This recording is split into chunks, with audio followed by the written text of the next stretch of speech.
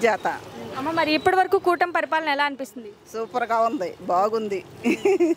మరి కూటమిలో చెప్పిన సూపర్ 6 పథకాలు అమలు చేస్తున్నారా లేదా? అన్నీ వస్తున్నాయి, అన్నీ అమలు చేస్తున్నారు, అన్నీ వస్తున్నాయి. మీకే పథకాలు అందినాయి వీటిలో? మాకు అన్ని పథకాలు అందినాయి, ఇప్పుడు పెట్టిన పథకాలు అన్నీ అందినాయి. మరి ఫ్రీ బస్సుల మీద మీ అభిప్రాయం ఏంటి? బాగుంది, ఫ్రీ బస్సులు ఉంటాను మేము ఎన్ని యాత్రలు చూస్తున్నాము. అది ఫ్రీ బస్సు బాగుంది.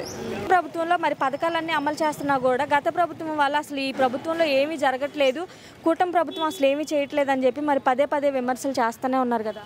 ఏం చేయకపోతే ఇవన్నీ ఎట్లా వస్తున్నాయి? ఏదో వాగుతారు కుక్కలు, అవి కుక్కలు సైకో మాట్లాడతారు. ఖచ్చితంగా చంద్రబాబు నాయుడు. రోజా అంటున్నారు కదా, తప్పుడు హామీలు ఇచ్చి చంద్రబాబు నాయుడు గారు ప్రజలందరినీ మోసం చేస్తున్నాడు అంటున్నారు కదా. అది ఒక గవిడికేదా ఏదో మాట్లాడుతుంది, దానికి ఏముంది?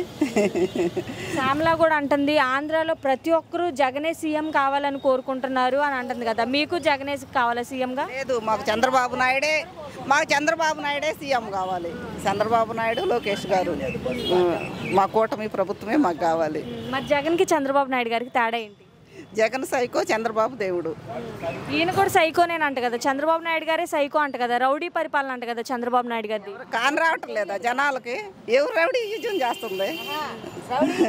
దేవుడు, దేవుడు, ఈయన దేవుడు, ఆయన దెయ్యం. మరి ఒక మాటలో కూటమి ప్రభుత్వం గురించి ఏం చెప్తారు? కూటమి ప్రభుత్వం బాగుంది, కూటమి ప్రభుత్వమే కావాలి మాకు. మంచి డెవలప్ చేస్తారా మరి రాబోయే రోజుల్లో? ఖచ్చితంగా చేస్తాడు. నమ్మకం, అభిమానం? నమ్మకం, అభిమానం రెండు. ఇప్పటి వరకు మరి కూటమి పరిపాలన ఎలా అనిపించిందండి? చాలా బాగుందండి. చూస్తున్నారు జనాలందరూ కూడా. ప్రభుత్వం సూపర్ 6 పథకాలతో ఏదైతే ఉందో సార్ ఎలక్షన్లో చెప్పినారు కదా, సూపర్ 6 పథకాలన్నీ ఒకటి తర్వాత ఒకటి అన్నీ అమలు చేశారు. వృద్ధాప్య పింఛన్ అయితేనేమి, స్త్రీశక్తి అయితేనేమి, గ్యాస్ సిలిండర్లు అయితేనేమి, తల్లికి వందనం అయితేనేమి, రైతు భరోసా అయితేనేమి, అన్నీ సూపర్ 6 పథకాలు 1 ఇయర్లోనే ఇంత బ్రహ్మాండంగా చేసినారని ప్రజలందరూ చాలా సంతోషంగా ఉన్నారు. వాళ్ళందరూ కూడా మనం ఎలక్షన్లోనే చూసినాము. సార్ సూపర్ 6 అనౌన్స్ చేసిన వెంటనే చంద్రబాబు నాయుడు గారి మీద నమ్మకంతో ఆయన వస్తేనే ఈ రాష్ట్రం అభివృద్ధి చెందుతుందని చెప్పేసి ప్రజల నమ్మకంతోనే 164 సీట్లు ఇచ్చినప్పుడే ప్రజల తీరు అర్థమైపోయింది.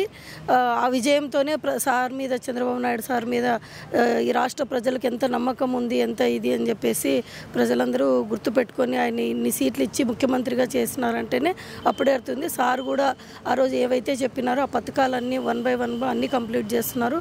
ఈ సంక్షేమం ఒకటే అని కాకుండా అభివృద్ధి కూడా సారు ఈరోజు చూస్తున్నాము. ఐటీ అయితేనేమి, పోలవరం అయితేనేమి, ఇట్లా సార్ చెప్పినవే కాకుండా చెప్పకుండా కూడా అమరావతి అని మన రాష్ట్రంలో గత ప్రభుత్వంలో చూసాం.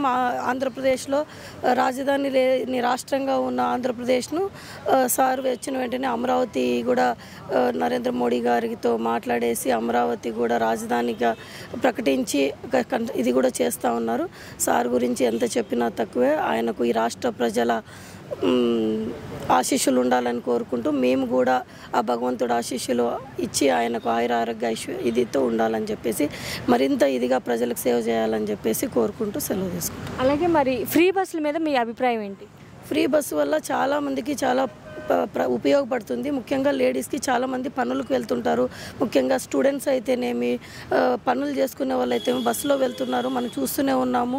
చాలామందికి డబ్బులు ఆదా అవుతున్నాయి. దానివల్ల వాళ్ళు వేరే దానికి ఉపయోగించుకోగలుగుతున్నారు. మరి కూటమి ప్రభుత్వంలో ప్రతి ఒక్క హామీ మరి అమలు చేస్తున్నా కూడా గత ప్రభుత్వం వాళ్ళు అసలు ఈ కూటమి ప్రభుత్వంలో ఏమీ చేయట్లేదు అని చెప్పి మరి పదే పదే విమర్శలు చేస్తూనే ఉన్నారు కదండి. వాళ్ళకి ఇప్పటికీ 11 సీట్లు వచ్చినాయి. దాంతోనే అర్థం అవ్వాల. వాళ్ళు ఎన్ని చెప్పినా కూడా వాళ్ళు నవరత్నాలు అని వచ్చారు, చేశారు.